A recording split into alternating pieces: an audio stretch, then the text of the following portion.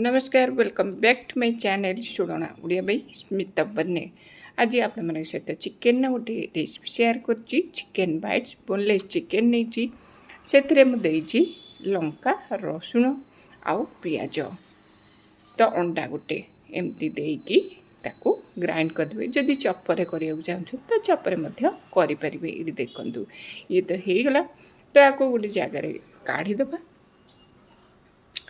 तो काढ़ी bread 5टा bread नहीं ग्राइंड करके ब्रेड क्रम्स करदेवी ये हो गला तो ताक आड करदेली से तो ये आम चिली फ्लेक्स देदेबा ऑरिगेनो देदेबा आउ पार्सले ये 3टा को देकी भल से गोले नेबे लूण टिके देबे से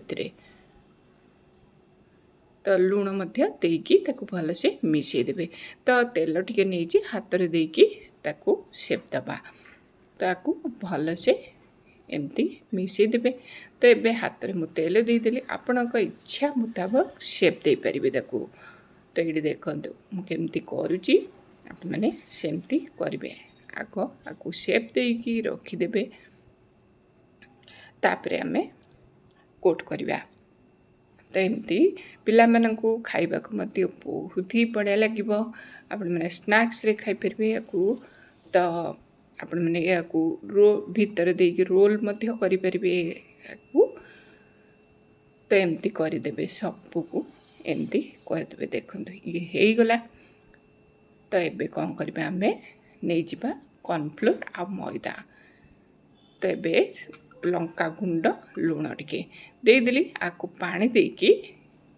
बैटर तैयार करदे तो ये पानी देदेली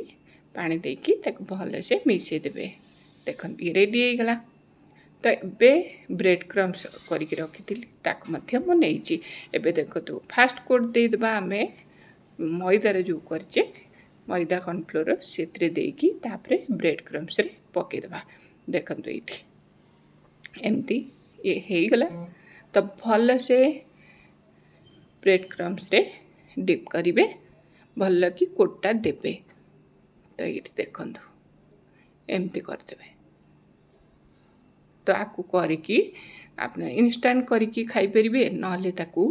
एमती एयर टाइट कंटेनर रखिकी फ्रिज रे स्टोर करके रखिपारे 2 मास पर्यंत तो ये मोर रहिला आउ आपने जदि सांगे सांग करिया चाहते ये देखु एमती करेंगे तो ग्रिल पैन ने मु कौन कली तेल दे देची ताको मीडियम फ्लेम रे करेंगे पूरा हाई रे करें तो ये देखो मुझे तो खाइबा को बहुत ही भल लगे आपण मैंने निश्चिंत ट्राए करेंगे आ पिलाठू बड़ जाए समस्ते पसंद करेंगे खाइया सॉस सहित खातु कि ग्रीन चटनी सहित खातु जो थे भी खातु बहुत ही बढ़िया लगे आउ बहुत सहज भी कर देखु ये तो रेडी हो गला तो सॉस पियाज लेंबू सहित खातु एंजॉय करंतु पुणी देखा मोर नेक्स्ट वीडियो रे goodbye and take care.